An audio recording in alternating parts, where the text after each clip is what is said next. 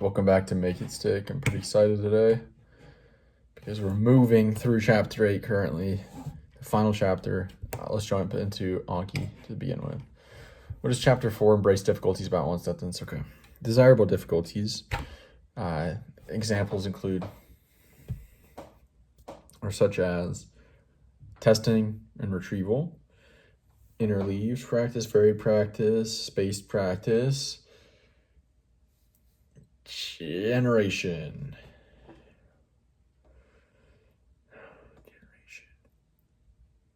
Some fluency and context interruptions. I think that's basically everything. I don't think we included elaboration there, but maybe you could throw that in there. These desirable difficulties.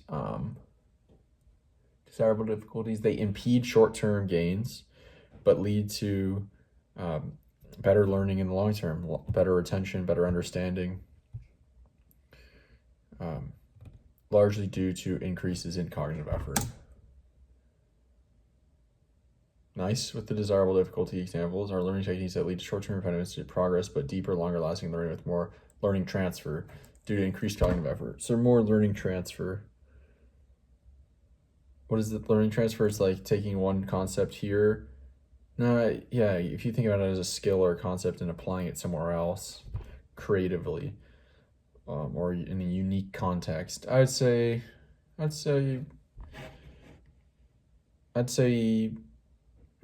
well, it wasn't exactly right, but we'll say hard. What are the 6 sections of chapter 6 Get Beyond Learning Styles? Get Beyond Learning Styles. Is it like the myth of learning styles? No, maybe yes, maybe no. I remember the last section is tools and habits for calibrating your judgment. What else was in there? Structure building, rule building, structure building. Get Beyond Learning Styles, rule building, structure building, active learning from the get-go.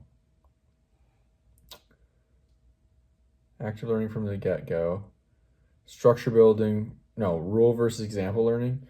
Rule versus example learning, structure building.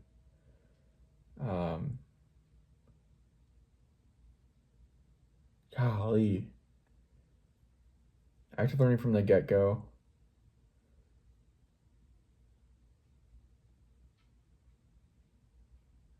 Rule versus example learning, structure building. And then tools and habits for calibrating your judgment. Oh my gosh, no. Active learning from the get-go. That was avoid illusions of knowing. Successful intelligence, dynamic testing, structure building, rule versus example learning, the takeaway. Okay. Decent, but again. What are the 5 sections of chapter 5 avoid illusions of knowing? This is where the tools and habits for calibrating your judgment come in. Avoid illusions of knowing. Dang it.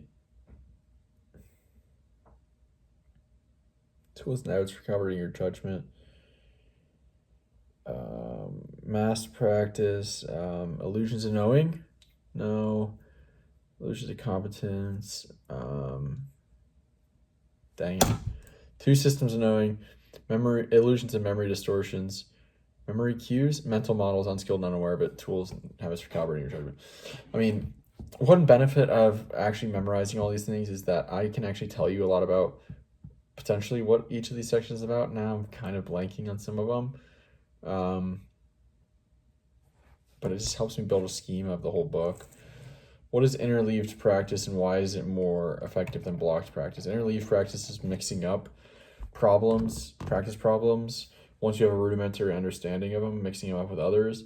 It's more effective than blocked practice because it leads to more cognitive effort. It's a desirable difficulty.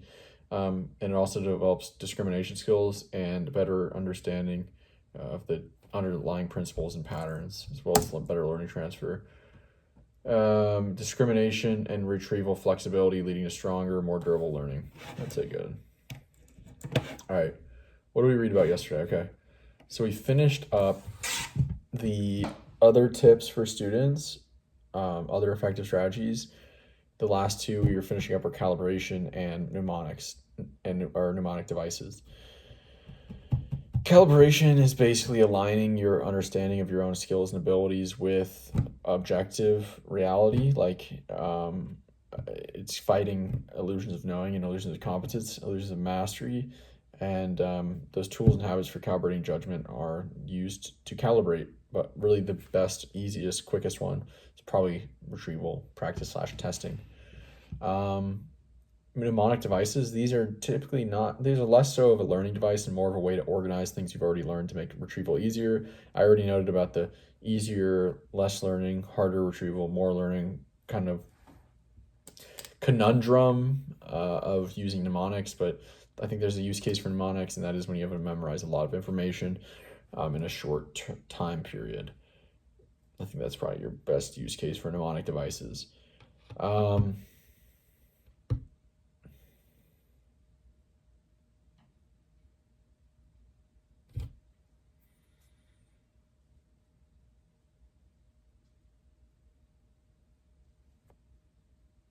Then we just read about this medical student who went from pretty low in the class to pretty high in the class from using retrieval practice when reading.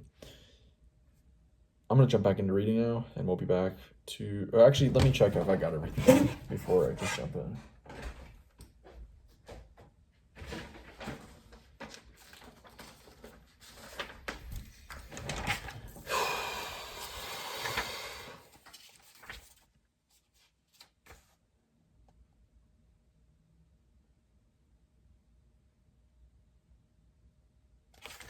Looks good to me. I'm going to jump back into reading now, and I'll be back to recall in a little bit. Alright guys, we are absolutely shredding through Chapter 8. Crazy, because we finished up the story on the medical student, then we started a new story on a intro psych student who was doing outlier good, which meant he was in the Psych 100 class, and the teacher's like, oh my gosh, this guy is so good. He's getting 90 to 95 on everything. Bro. And then, that teacher wrote down a list of what the student did, and it was huge. It was enormous. This guy spent so much time and effort in the class. Okay.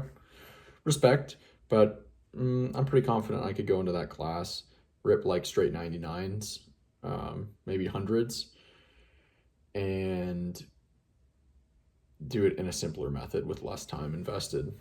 So, these anecdotes are fine. I don't really care to hear about other people's study strategies at this point. I've developed my own. This is, right, what you're watching right now is a study strategy I've developed over years that I think is way more efficient than almost every story I hear about these. It eliminates a lot of the BS and the unnecessary junk, which is these other hardworking study techniques, rather than just like maximizing highest use of time, aka retrieval. The retrieval practice is the GOAT, and that's what I'm doing right now, is talking, pulling things out of my own memory, and I do that every day. So is what it is.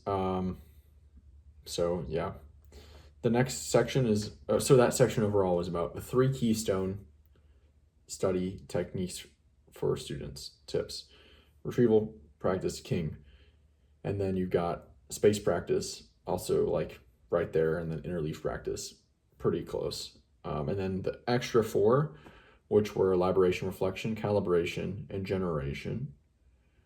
And then a little note on mnemonic devices, and then 2 stories. That was what that section was about. Now we're in learning tips for lifelong learners. A little interesting note in the intro to this section was these, the effective learning techniques are natural. We do them naturally when we're a kid or a child, learning to walk, learning to do things, learning to speak. Generation, spaced repetitions, interleaved practice, retrieval. We do all these things naturally. It's like, why is it counterintuitive then? Maybe because it's just the way that the natural evolution of how information became developed, and actually it's pretty unnatural for a human. It's not in our DNA to be able to, digest paragraphs and books and pages and thousands of pages of textual information. Not really part of our evolutionary history. So that may be why it's counterintuitive. Just the nature of our biology, as well as the modern information, the modern state of information. And I hope, but I kind of feel at the same time, I hope and I don't hope that this section is not just all stories, but right now it looks like it's all stories. The first thing is retrieval practice, but it just jumps into a story right away about it's about a guy and how it's an actor and how he memorizes his lines so effectively for plays. And it's largely, you want to guess it? Retrieval practice. Yes, retrieval practice and space reps. And he looks to even be doing a lot of blocked practice and mass practice. So this is why I'm saying I don't really care to hear these guys' study techniques, these stories of people that were exceptional. This seems like Peter Brown's idea. Not to hate on Peter Brown, but it sounds like the writer wanted to put this stuff in and not the scientist, because this whole book is about evidence-based learning techniques, and now we're getting into anecdotes. I don't care for anecdotes. I don't care. Oh, look at this guy. He's getting 90s, 95s. Here's all the shit he does. You know, you want to take all the time to digest all this information and try to copy him? No, I don't. I don't care about anecdotal evidence. I've already just read a 200, nearly 50-page book on the science. So, shots fired. We are now nearly 30 pages away from finishing this entire book. So, we're going to keep marching. That's it for today. Talk to you tomorrow. See ya.